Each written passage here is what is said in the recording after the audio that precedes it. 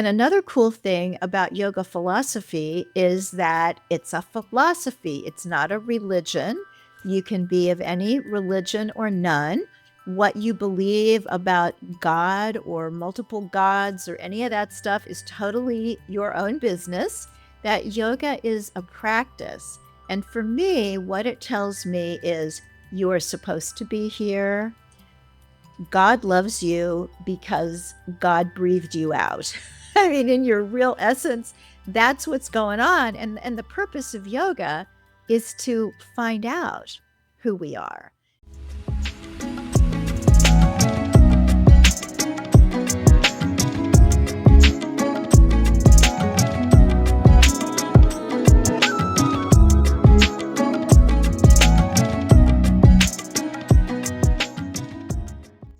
Welcome, everyone, to the Spiritual Forum. I'm so glad you're here, and I'm glad to be here too. I'm recording before Christmas. This is going to come out right after Christmas, but I just am hoping that everyone's enjoying the holiday season and enjoying their ideas, their thoughts, and their dreams for the new year. So just want to remind you to subscribe to my newsletter at thespiritualforum.org and subscribe to my YouTube channel as well. So thank you, everybody, for supporting this podcast. And I'm really excited to introduce you to my guest today. Victoria Moran is a writer, speaker, animal advocate, and spiritual adventurer. And that's my favorite term for you, Victoria, your spiritual adventurer. She was featured twice on Oprah and has written 14 books on well-being, eclectic spirituality, and vegan living, including Creating a Charmed Life, Main Street Vegan, and her latest is Age Like a Yogi, A Heavenly Path to a Dazzling Third Act. She's a co-writer with her husband, William Melton, of Miss Liberty, which is a feature film in development about a cow who escapes a slaughterhouse.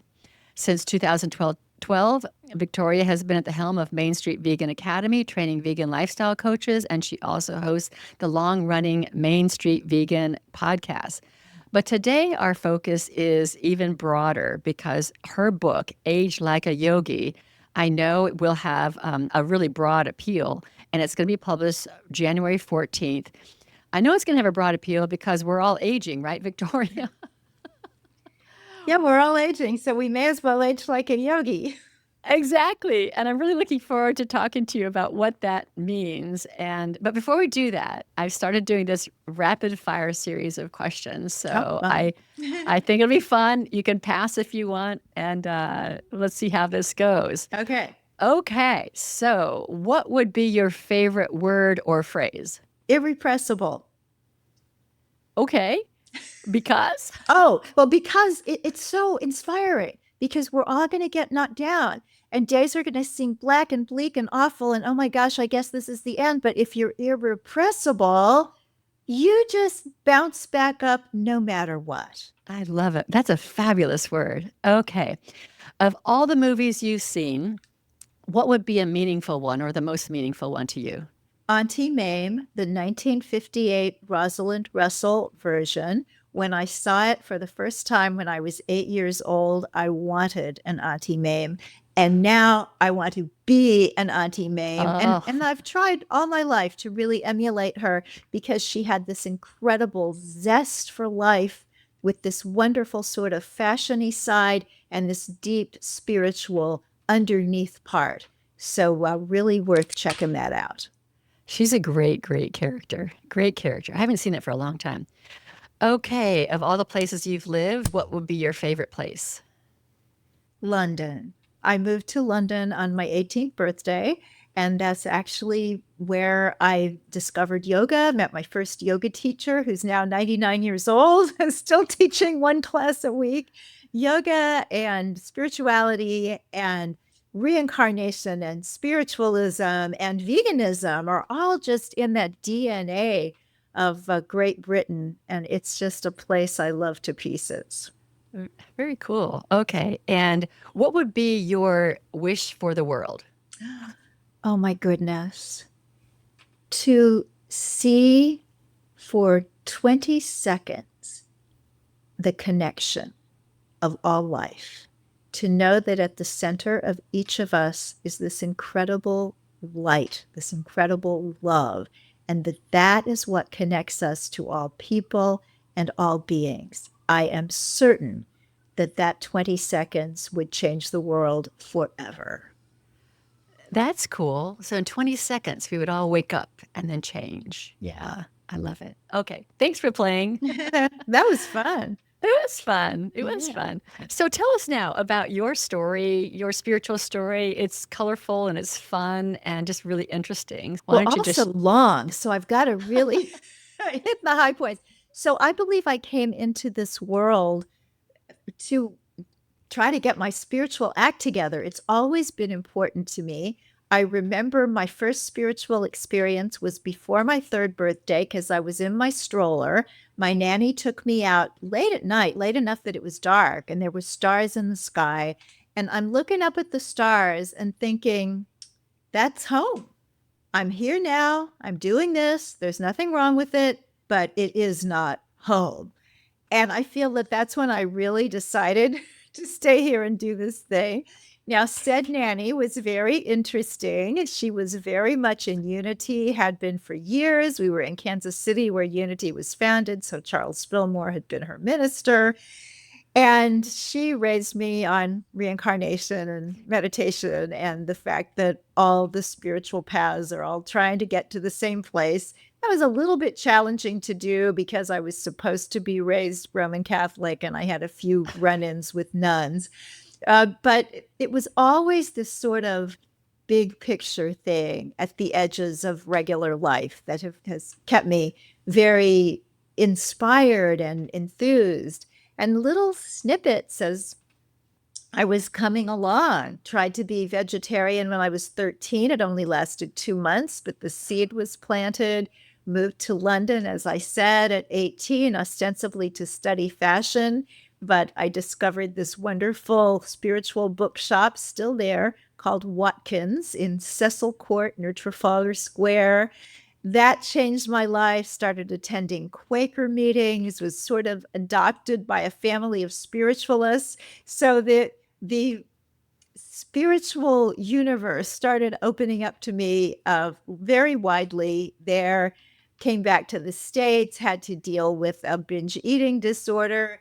And when I gained so much weight that I was too embarrassed to stay in Kansas City, I escaped by moving to the Chicago suburbs and being the library assistant at the Theosophical Society in America, which, oh my gosh, was another amazing learning experience to be 20 and 21 and working in this library with all the wisdom of the ages. So even though I went there for a negative reason, it turned out to be very positive. And ultimately, I got a degree in comparative religions and I started writing books, wrote my first book as a result of that program in religious studies. I had a fellowship to go anywhere on earth outside North America and study anything I felt like studying. Well, I felt like studying vegans. So I wrote a book that was published in 1985 called Compassion, the Ultimate Ethic, an exploration of veganism, which looked at vegans from a spiritual and religious point of view. And the whole experience of my life to date, to quote the theologian Marcus Bach, was being a vagabond in the wonderful world of spirit with this string kind of uniting all of it. And I call that yoga because to me, yoga is the most all encompassing of the spiritual traditions that I have studied and explored. And that's kind of kept me steady while I've gone off and learned about all these other things. So now I live in New York City and I do my best to stay connected to the awe and the wonder. That's really important. The awe and the wonder. It keeps us childlike. When you tell your story, it is interesting, especially when you start with being a child and looking at the stars and saying that's where you belong. I mean, that's very interesting. That's really early. That's really early to have a sense of spirituality or a sense of there's something greater and I'm here for whatever, but it's not what as contained as it seems like it is for most people. So there's something that at a very early age that called you into your larger self. I feel that, and I think that all little kids are like that. There's the story that might be an urban legend about the little boy that goes into his baby sister's room and is overheard saying, "Tell me about God, I'm starting to forget." And Yeah. whether that actually happened or not, it could have happened. And I remember too listening to kind of arguments. Dee Dee believed in reincarnation, my parents did not. And I'm sitting there listening as a little bitty kid and thinking, well, why isn't there something after this? Because there was obviously something before this. I was somewhere before I was here. Right. And it's yeah, it's fun. There's a poem about that, Wordsworth. It's called Intimations of Immortality from Recollections of Early Childhood. And I might not get this completely right, but it starts out by saying, "Our birth is but a sleep and a forgetting. The soul that rises with us, our life star, has had elsewhere its setting, and cometh from afar, not in pure forgetfulness, and not in utter nakedness, but trailing clouds of glory do we come from God who is our home." Wow. Wow. That's an amazing thing to have in your memory. How beautiful that is. I wish I had something like that in mine. Well, one of my early teachers was very adamant that you must memorize things. And if you're musical, you can bring Yeah. into mind what a certain movement of a symphony sounds like or whatever. If you're verbal, which I am, you memorize poetry, scripture, quotations, things like that. And the way she described it, she was probably in her late 60s at that time.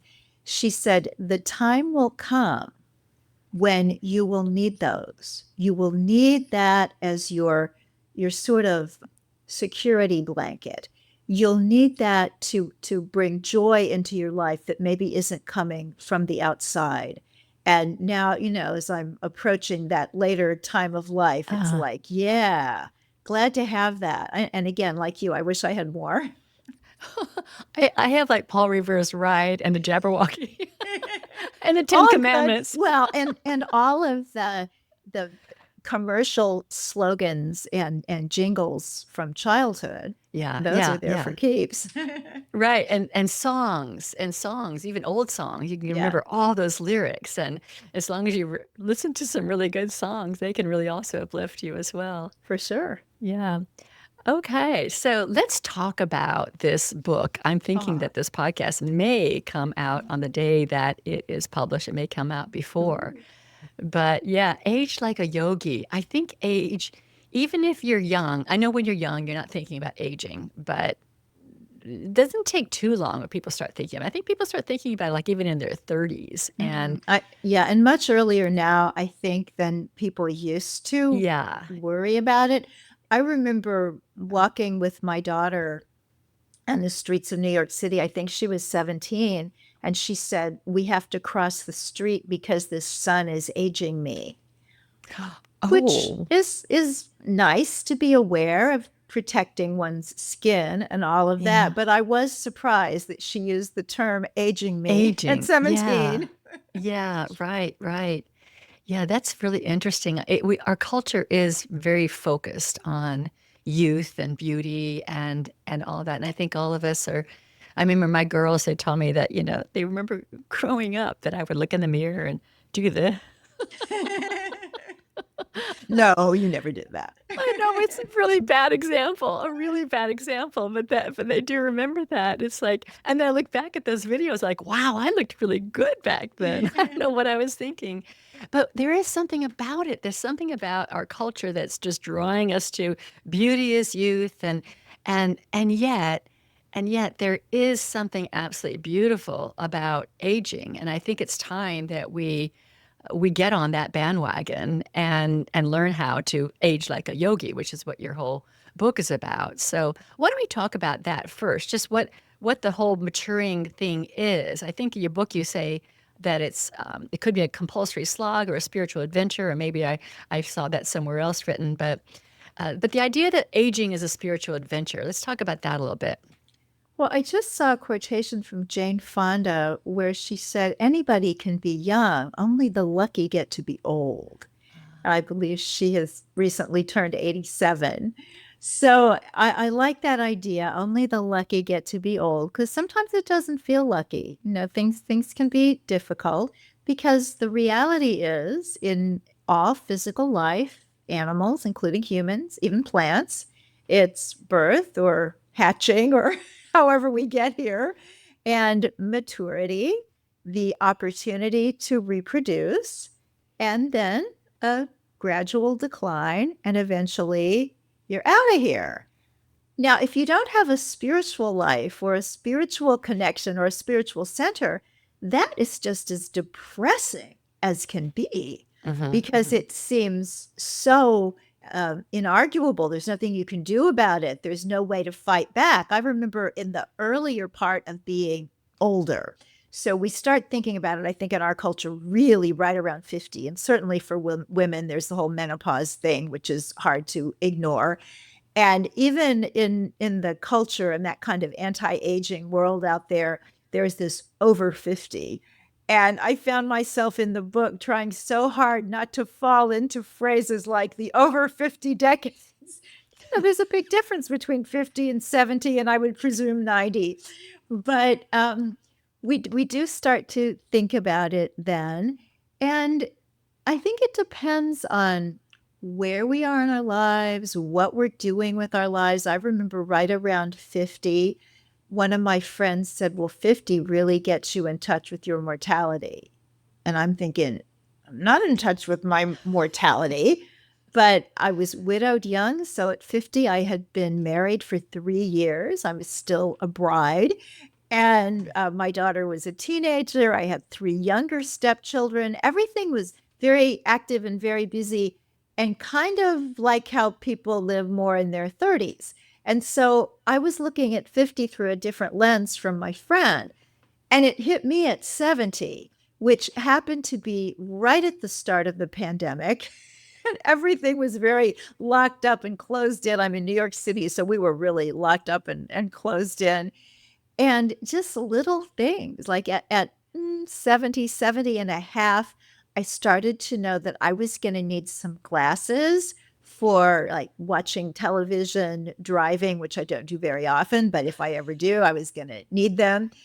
And that was the first thing that's like, oh, well, you've been a long time without needing glasses. And now That's a that's long just time, one yeah. of the things that's going to happen. And it's maturing, which is no pun intended.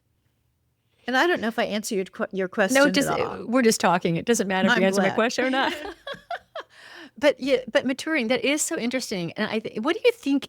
What do you think aging really is? I mean, spiritually, from a spiritual standpoint, Yeah. what is it? Why is it? Because I know there's so much where people want to be immortal here on this planet in this lifetime, and we're Yeah. going to strive for that. And it's Yeah. like, but aging is here for us for some reason. What do you think it is? Well, Deepak Chopra and some others, although the quote is from Chopra, he says, aging is a mistake. And as I look around, I think, well, if it's a mistake, then everybody is doing it except maybe redwoods. And I think they're doing it too. They're just on a different Time schedule. scale. So it seems to me that there have been some amazing spiritual teachers who have been able to defy aging. But that's a long way for me. I'm still trying to just get through life on earth and do it with some degree of poise and effectiveness. And so even though I do a lot of things to try to live with vitality and good health, there's only so much you can do, because eventually it's like stopping the tide. It's that chain of life that I talked about, from birth to death. Now, of course, for me as a spiritual person and someone who has always believed that life is far more than this parenthesis in eternity. That's my favorite book title, Joel Goldsmith book, A Parenthesis in Eternity. And I happen to think we get several parentheses. And so I believe there's a point. I believe there's a purpose. And I believe it's all the way it's supposed to be. Now, how much control we have over changing things and making things better, I do believe we have some. I mean, people are living longer now, not only because of medical advances, but because we're more sanitary. We clean the water and things like that. So we have changed what is considered the normal lifespan, and I think it can be changed more for the better. I love the Blue Zones stories that there are people for whom very advanced age doesn't seem all that advanced, and I think that we can learn from people like that. And yet, for each of us as an individual, we are where we are. And there's no changing anything without acceptance first. So some people look younger than their years. Some people are super duper healthy, whether they look younger or whether they don't.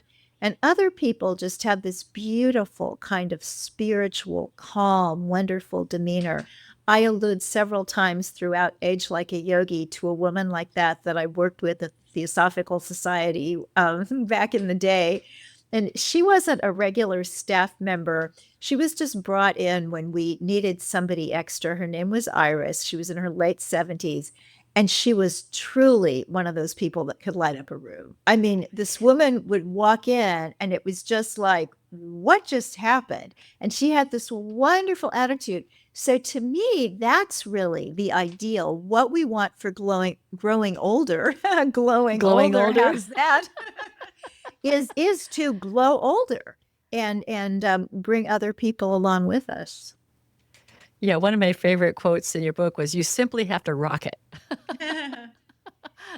Well, what else can we do? It's right. Like we could pretend to be some other age, but that's weird. I remember years ago, there was a cover of Vogue. This was probably, I don't know, 15 years ago, 2010 or something like that, when magazines were still a big deal and New York City had lots and lots of newsstands. And I remember just being drawn by these three gorgeous women on the cover. But on more close observation, I came to see that was Priscilla Presley, her daughter, whom we've now lost sadly, and her granddaughter. So the ages there were something like 60, 40, and 17, but everybody looked 30 between the lighting and the makeup. They were more like sisters than three generations. And even though it was pretty, it was artistically stunning, I remember thinking, I'm glad that people know who's the daughter and who's the mother. And I don't have grandchildren, but if I did and they were grown up, I would want it to be clear. So that's telling me that this thing about trying to hold on to something impossible is not really where any of us is at. The society kind of tells us that we ought to be, but it's really more about being ageless, I think, being in that spiritual place. And that's the cool thing, because the more we relate to this spiritual part of us, our real internal essence that doesn't grow old, then I think the less difficulty we're going to have with chronology. Yeah, and I wonder if that's not the reason, spiritually, that we grow old, so that we can disconnect with how important our appearance is and all the ego trappings and all of that, that we actually can kind of be forced to go into the spiritual journey and forced to go inside and forced to identify with our divine self. But there's also all the wisdom. I mean, I admit I am still pulled by our society's the value of beauty, and that is youth, and it still does pull me. So I know there's some work I still need to do, but at the same time, I wouldn't trade. I wouldn't want to go back and be younger. I just love the wisdom of my life and my ability to reflect and everything that I've been able to integrate and what I can share and how I can see the world. I love that, and I love that I'm still growing. So that's, I think, a real key to enjoying aging is to continue growing.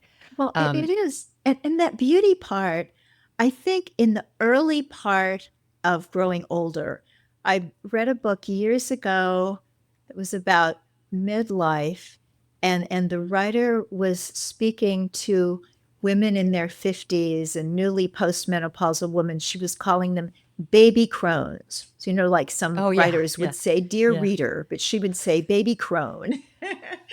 And I think at that stage, it's very much about the appearance of like, oh my gosh, I've always looked this way. I know I've always been young-ish even. And now, whoa, is that going to change? What's going to happen? And I think as we get older, we get more concerned about how we feel than how we look. Plus, it gets so much more difficult because more things start to need attention. When you're young, there may be one thing going on. You may be worried about your acne or your oily hair or your poor posture or something, but it's not half a dozen things. I remember a woman saying to me years ago, the older I get, the more appointments I have.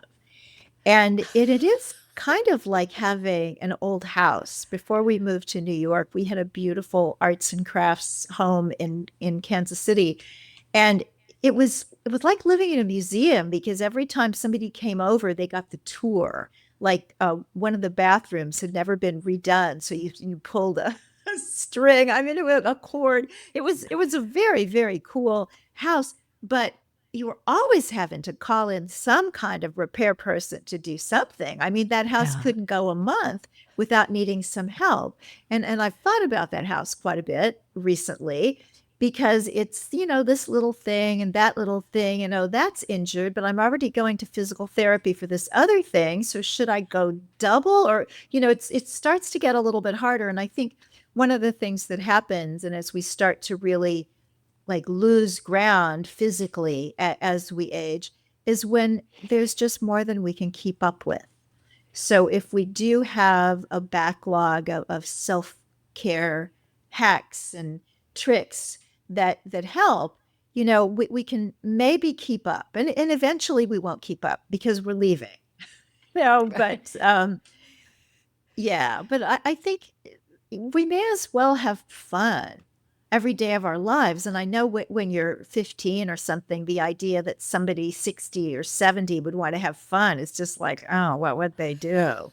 Well, we find ways. And to really value that, because there's something about lightness of being that acknowledges the divine plan, that if there's a divine plan, I can feel lighter about what's going on today than if there isn't. And when you were talking about Iris, if I remember correctly, when you first met her, I think you thought, well, she's kind of a little crazy, but then you ended up realizing that it wasn't her that was crazy, something like that. Well, she was so positive. Yeah, And right. as I tend to be a little bit dramatic. I tend to be negative. I mean, nobody writes 14 self-help books who doesn't need help. And back then, I mean, I was 20 and I was worried about my weight and I was worried about the fact that I wasn't dating and nobody wanted to date me. And I had a terrible crush on this young man who turned out to be gay. And I was too naive to even know that. So, the things that are problematic at that age. And I don't know what I was complaining about one day there in the library, but I made some soliloquy about how awful things were. And Iris said, the darling physical plane. And that really struck me that, like, you know what? As long as we're on the physical plane, we're going to have stuff happening. But if we Uh, can think of it as the darling physical plane, it helps. yeah, it's like playground. We're on the playground. Okay. Well, when the other thing about your book is you really go into yoga, and I'm a novice at this. I have to tell you, I took yoga classes a long time ago in the 80s, and they were very spiritual. And then when we moved, I can't remember, I got into something else, and then we moved, and I went to another yoga place, and it was very exercise oriented, and I never got back to that spirituality of yoga. But your whole book really is about the practice of yoga as it relates to aging, and there's just so much in it. So I don't know if you want to pick a topic and just kind of go with it. I can pick a couple of whichever you want to do. Okay, well, maybe we can do both. There are Okay. 40 short chapters in Age Like a Yogi, and only one of them is about asana, which is about what we think of the downward facing dog and the shoulder stand and headstand and all those things. Right, right. And it's a great way to bring your body into your spiritual practice. That was what attracted me to yoga, because I'd always been this overweight kid, picked last for everything, hated gym class, hated sweating, all that. And yoga, as it was presented, as you talked about kind of in the 80s and earlier, a great deal of it was hatha yoga, which is slow with the breathing, internal focus, holding of each posture at the end, breathing, meditation, relaxation, part of every class. But what has happened now is yoga has exploded. There is this giant yoga world with all of these businesses and yoga clothes and yoga mats and yoga retreats in Bali and all sorts of other places. Yoga cruise. Yeah, so it's changed, and you have to do a little bit more shopping around to find what you're looking for.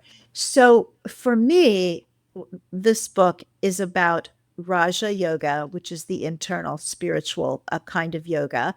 Asana, the movement part, is one of those aspects. And then it's also about Ayurveda, which really is about the body. That's about self care and health care. Ayurveda grew up alongside yoga in ancient India. And to me, they're just such a beautiful partnership as we grow older, because Ayurveda has this cool secret about growing older that you can ask about if you want to. I think it's just like revolutionary. Like once people know this, they've got this huge key to aging successfully. But then also, we've got the yoga philosophy for helping us understand that life has a purpose. We are part of the plan. We are vital because we really are an outpicturing of the divine. And another cool thing about yoga philosophy is that it's a philosophy. It's not a religion. You can be of any religion or none. What you believe about God or multiple gods or any of that stuff is totally your own business. That yoga is a practice. And for me, what it tells me is you are supposed to be here. God loves you because God breathed you out. I mean, in your real essence, that's what's going on. And the purpose of yoga is to find out who we are. So when you go out to the yoga studio and you find one that seems very, very materialistic, if you don't have other options, then, just bring that with you. There are also places where you can get this philosophy, like there are Vedanta centers around the country. And Vedanta is really yoga philosophy, although if you get intellectually technical, it's slightly different. It's sort of like, I don't know, Methodists and Presbyterians, people that aren't either can't tell the difference. And so there are all kinds of ways to find yoga in books and online, and take the parts that appeal to you. Maybe it's going to be selfless service. Maybe it's going to be deep meditation. Maybe it's going to be really getting into those postures and becoming stronger and more flexible than you ever thought you would. It's really kind of a buffet. Yeah, and you mentioned the Ayurveda part because that was really new to me. I have not explored Ayurveda. I know you've been big on it, but I found an online, quiz to look up the dosha quiz. Yes. I had never done that And before. are you Pitta primarily? No, I was the third one. Oh, Kapha. Yeah. Oh, how lovely.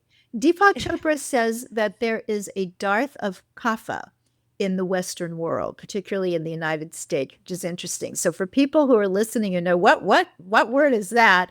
There are these three humors in Ayurveda, Vata, Pitta, and Kapha, and they apply to all sorts of things. They apply to the times of the day and the seasons of the year and the seasons of our lives.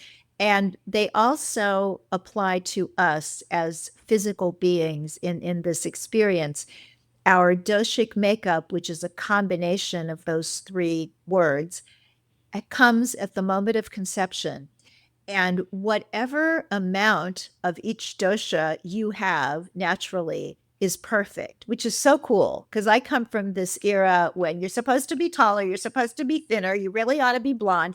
Yeah. And never being able to do it right, to find this beautiful, beautiful teaching that for 5,000 years has said, no, you're just fine. You're And perfect so as you are. what our goal is to stick to that energy balance that is truly ours. So for somebody who's kapha, and the reason that I was saying to Reverend Carol that that's so nice is that kapha people are just so good and kind and sweet.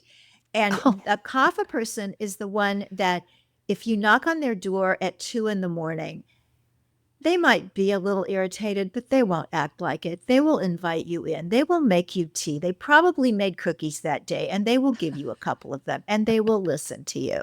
So it's a beautiful, thoughtful dosha. Kapha people don't get sick really often because it is a slow moving kind of energy. Now, the downside of that is that generally speaking, unless you've got something else going on in another part of yourself, kapha people don't like to exercise very much. They kind of really enjoy the seated pastimes.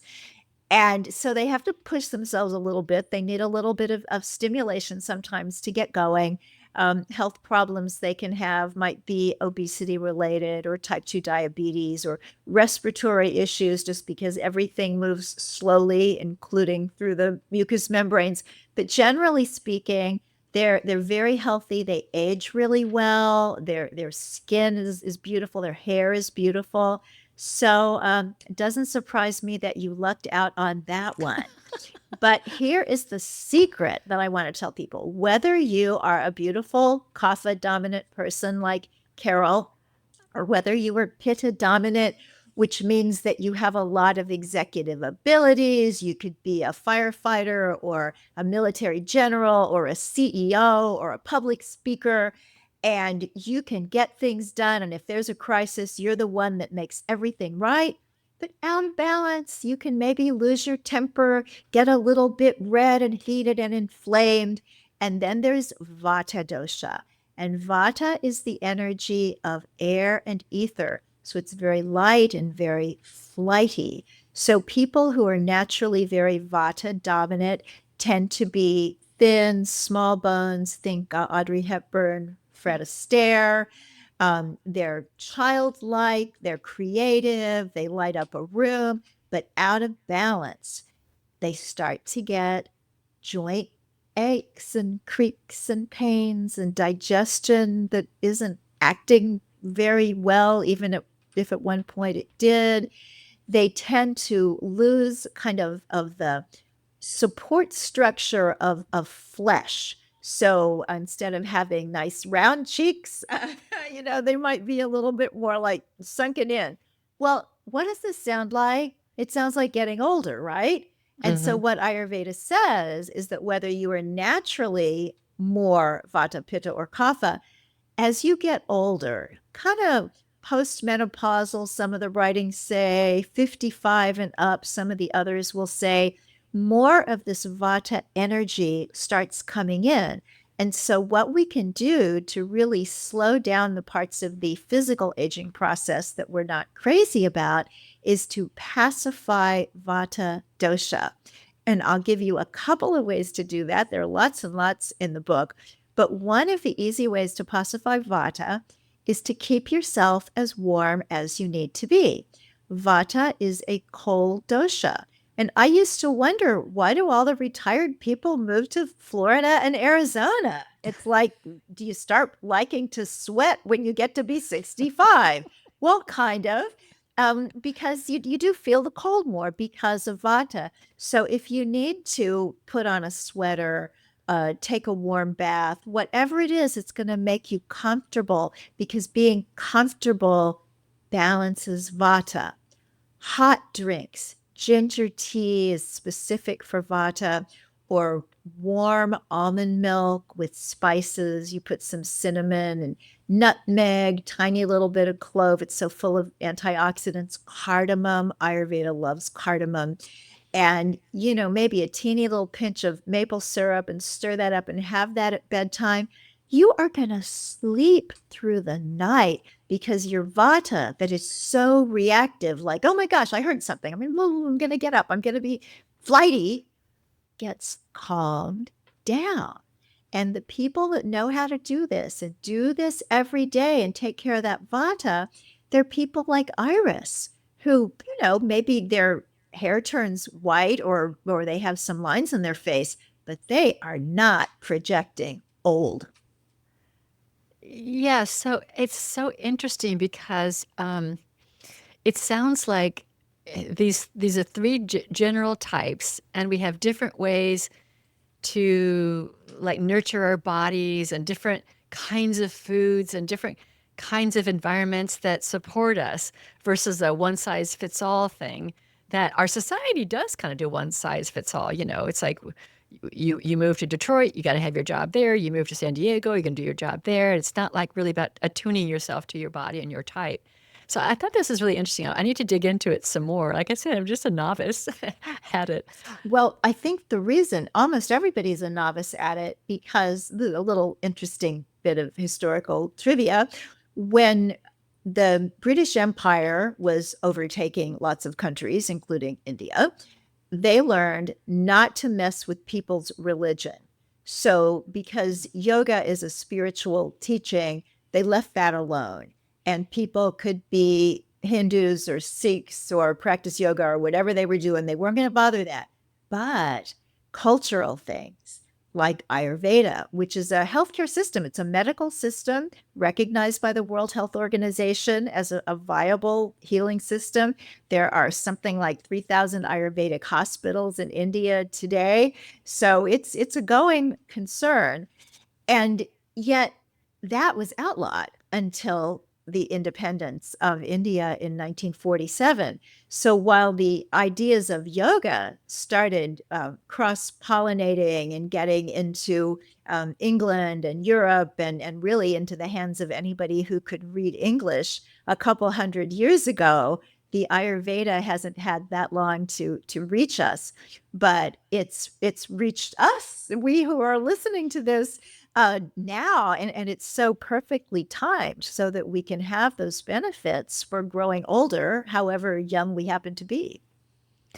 I did look online for Ayurvedic practitioners in southern Wisconsin, and Did I you was find really any? surprised. I did. Ah, I did a bunch. I was really surprised. I thought I might find one, like 60 miles away or something.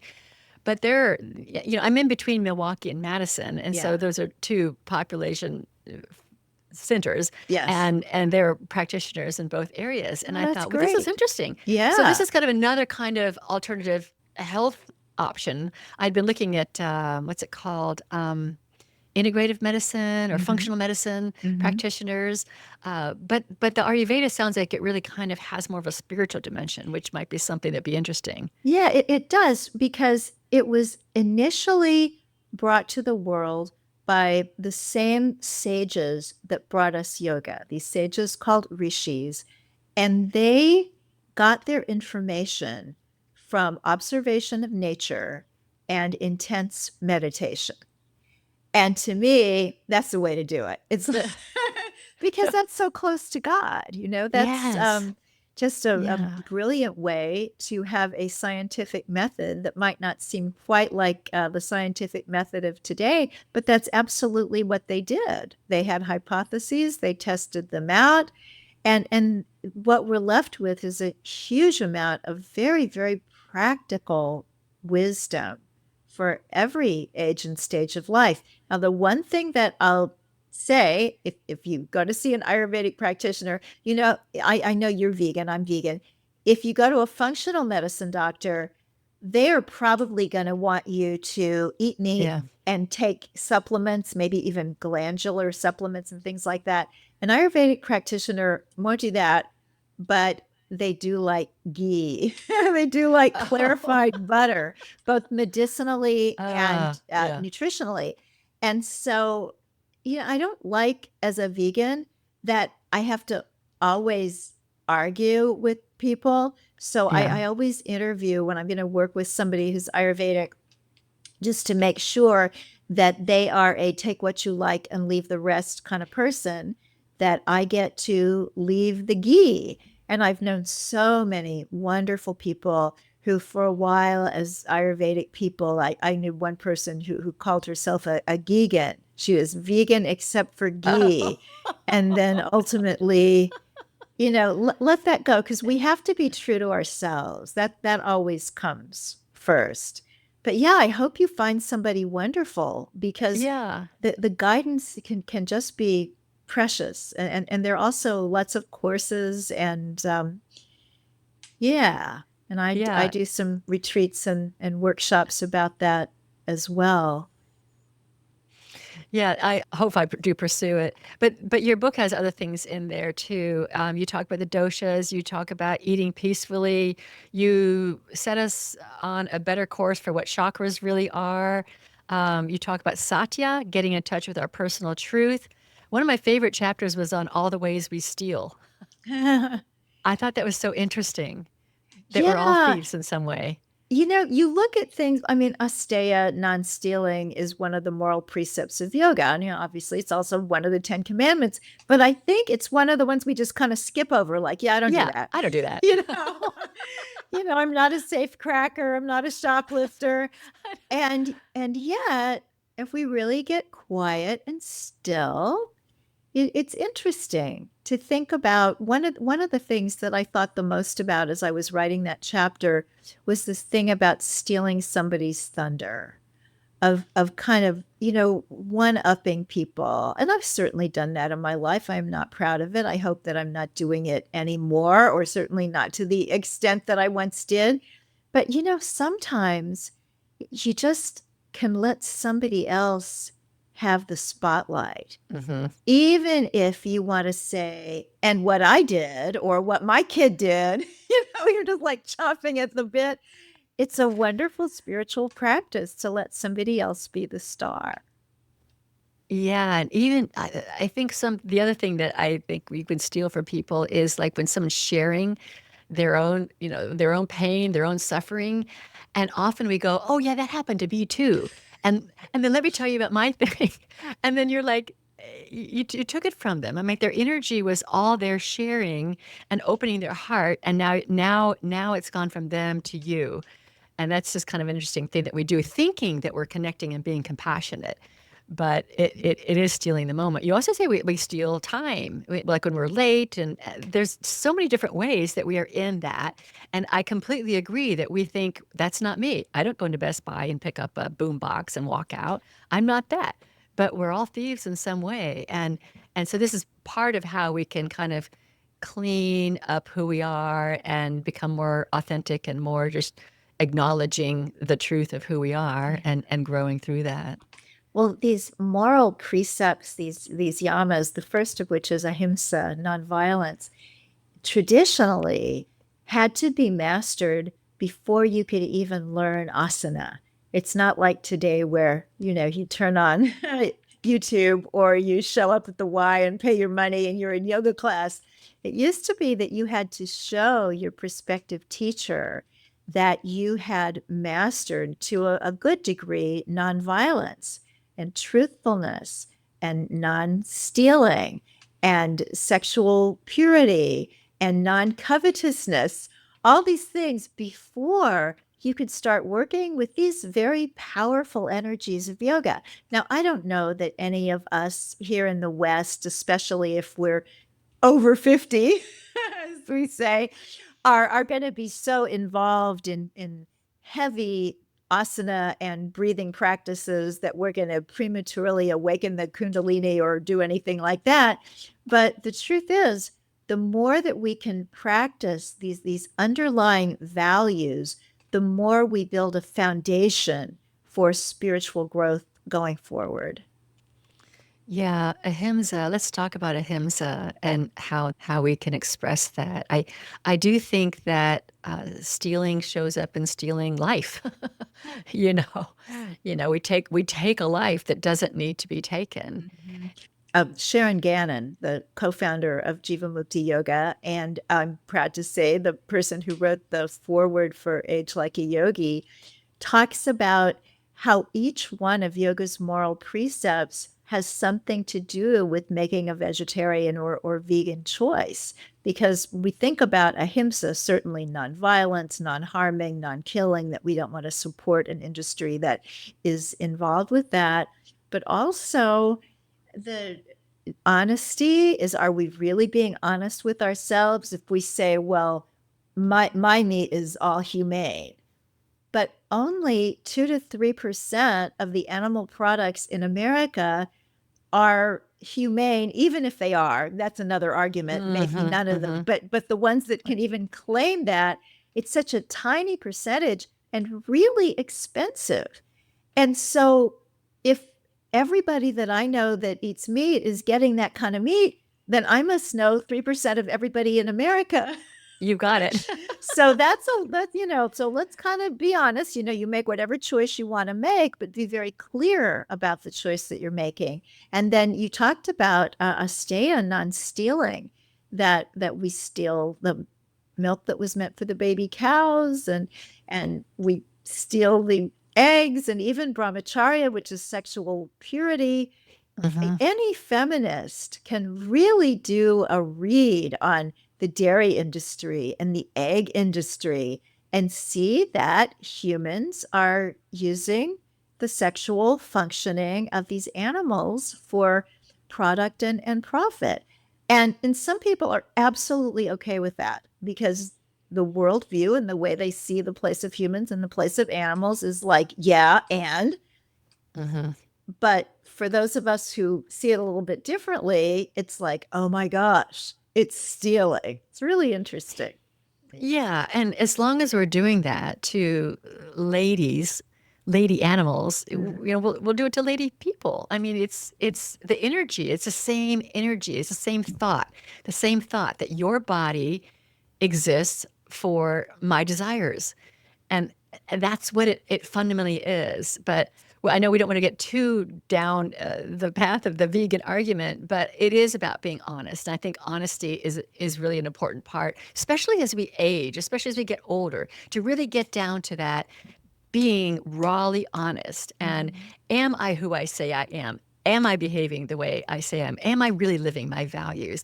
Or am I still in that ego stuff that the 20s and 30s and 40s were all about? Yes. Because this is really an opportunity to awaken to that raw, authentic self who I think is getting, as we get closer to death, it's like getting closer to how we were after birth.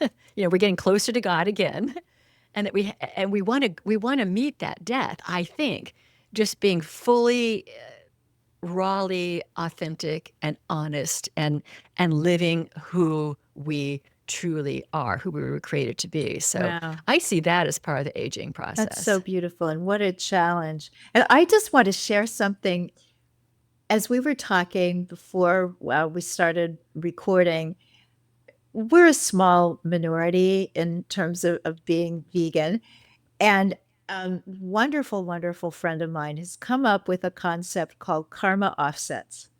That if for whatever reason or group of reasons, you're just not going to be vegan in this lifetime, it's just not going to happen, you can do karma offsets by donating to animal rights organizations, by doing things that support animals, even if you're not going to be able to do the vegan thing.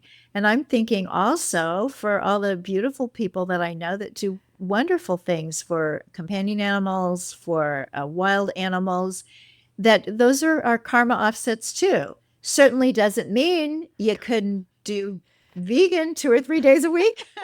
But I love the idea of karma offsets. And of course, because we're talking about yoga, that's something that's very much a part of it, that what goes around comes around. And I think we're only called upon to do the good that we can see. For somebody who's listening to this and saying, okay, I like you guys pretty much, but I'm just not going to eat like you eat. Okay. And so let's just think about karma offsets and putting some good out in the world for these other beings. Just a thought. I loved the concept. That's an interesting concept. Yeah. And I just have to say for anybody who's listening that veganism is not just about what we eat. That's I know true. Victoria joins me with that, but that's what everybody and thinks. that's another cool thing. In fact, I think that's another karma offset, that I was going to lunch once with a woman that I didn't know well and another friend. And the woman that I didn't know well, as we opened the menu, my friend was saying, oh, this is a great place because Victoria can have her vegan stuff. And then they also have fish. And my friend said, well, I'm vegan. And the other woman was like, well, I didn't know that. And she said, well, I don't eat vegan, but all my cosmetics and toiletries are vegan. And it's interesting, that some people say, don't use the V word because then people will think that you're weird or that you're pushy or that you're holier than thou. But when I go to an Ayurveda salon, they have these big signs up that will say, proudly vegan now and forever. Just like, wait a minute, what's the difference? Not sure. But, there are all kinds of ways, if you've got a choice of a couple of pairs of boots at the store, get the one that's not leather. And chances are nowadays it's not any kind of bad plastics either. It's going to be all these amazing new fabrics made from pineapple and bamboo and cork. We are living in a wonderful world of discovering the vastness and the beauty of the plant kingdom. Yes, yes. And I guess the others for novices that are out there, animal experimentation, animals in entertainment, these are options that we have to choose something different to align more with an ahimsa lifestyle. Well, and when you talk about the animal experimentation, I mean, the original vegans in the UK in the 1940s founded and funded the Nature Cure Institute or college and the Nature Cure Center because they wanted to be able to have health care that didn't come from animal testing. And so I know that I don't think I know a single vegan who, if they really needed some sort of medical intervention, would not have it because self-preservation is a thing. Yeah. However, the more we can learn some of this other stuff about whole food plant-based eating, about Ayurveda, then maybe we can push some of that off, the need for the pharmaceuticals. Maybe we can end up with fewer of them in our lifetimes. And it's just another way to live a little bit more gently towards our bodies and other beings. Yeah, yeah. Okay, the last thing I want to cover, we're coming up on our hour, is dare to do your dharma. Because I think that's a great, great message for people. The last few chapters of the book I call warrior challenges, because if you've taken yoga at all, you know that there's going to be one of those warrior poses in the class. You almost can't get through one without it. And in some classes, they call those poses hero. It sounds a little bit better than warrior, maybe. But I like the idea of the peaceful warrior and really showing up for that. If you're in the military, which I have never been, but my understanding is my stepfather was career military, and I learned quite a bit about that. is that you just show up and you do what needs to be done. Well, when you talk about dharma, that translates roughly as duty, but I really think of it as your soul's assignment. You came here with something to do. Now, unfortunately, we don't get a little engraved note that tells us what that is. We got to figure it out. We have to figure it out. And sometimes we're figuring that out while we're dealing with old age. There's no guarantee that we're going to find this stuff out when we're young, and we keep discovering and rediscovering. So in life, when there is something that is yours to do, that's your dharma. And in the Bhagavad Gita, which is a beautiful, beautiful scripture from India, it's Lord Krishna, who is believed to be an incarnation of the divine, very much like Jesus. And there have been some books collected of the sayings of Jesus and Krishna. And you line those up together, and it's like, pretty close. This is the same person. This is really interesting. But in the Gita, Krishna is trying to encourage Arjuna that his dharma is that he's a soldier and he has to be in this battle, and he doesn't want to do this one. He's not a pacifist, but this particular battle is with his relatives, and it's breaking his heart, but it's still his dharma. It's still his duty. It's what he's supposed to do. And so I think for us, like when I think about what is really my dharma, what I'm really supposed to do, it's usually not very easy. And what's easy is organize your closet or watch TV. Those things are easy. And the dharma, which is why I put it in there as a warrior challenge, there's sometimes going to be pushback. That old phrase, the spirit is willing and the flesh is weak. Well, sometimes even the spirit isn't willing. We have to encourage it to be willing. And the other thing that Krishna says in the Gita that's just so beautiful is it's better to do your dharma poorly than to do somebody else's well. Well, wow. Which just, again, it's like we talked about with the doshas and how who you are physically is just absolutely fine. And your soul's assignment, your job on this earth is absolutely yours, and it's necessary. Yeah. And I think it just takes a lot of surrender and a lot of really being grounded in God, divine, great mystery, whatever it is for you, knowing that we're being called forth to fulfill this purpose, to fulfill our role here. And if we say no to it, I'm kind of with you. I think we'll get another round. It's not gonna be something that's just gonna go away. It's gonna keep knocking on our door, and it usually is something that's hard, and it's usually something that's like, like Moses, like, not me. I don't want to go free all those people, those slaves. Not me. You got the wrong guy. That's usually how it feels. But I love the idea of daring to do your dharma, and as we age, and as the number of years between where we are and our finality on this planet, on this go round, it's like the door is kind of slowly closing. And I don't mean that in a negative way, but it's like we have the opportunity to walk through it and make sure that we do fulfill that dharma, fulfill that purpose, and we should be awake to that.